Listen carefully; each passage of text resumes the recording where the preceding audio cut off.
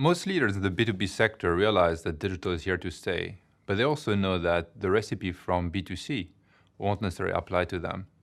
They also are confronted with what we call the 1,000 points of digital light.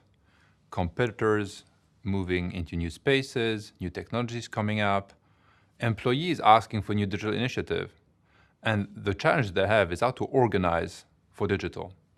We have an approach called the Radar 360 that tries to bring the doers and the dreamers of the company together on this topic. It really starts by mapping where is the industry going in terms of digital. So when you look at digital use cases, you can actually preempt where the industry is moving in terms of innovation. And then you can start to think about where do I want to play as a company in that field?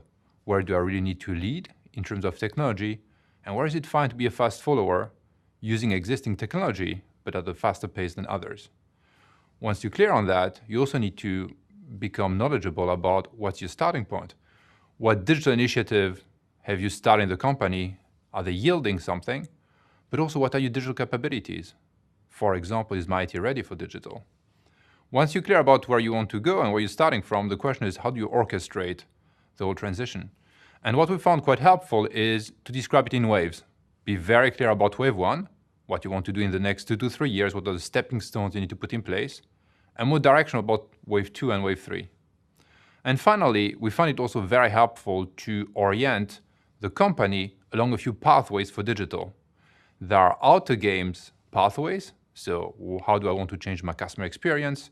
How do I want to change my products and services?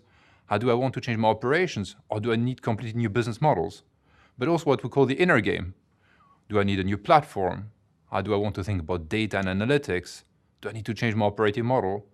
Or, as an example, do I need to change my IT to get ready for digital? We believe that with the Radar 360 approach, you'll be able to bring doers and dreamers together on digital in your company, preempt disruption that you will face, and define a very concrete way forward on digital.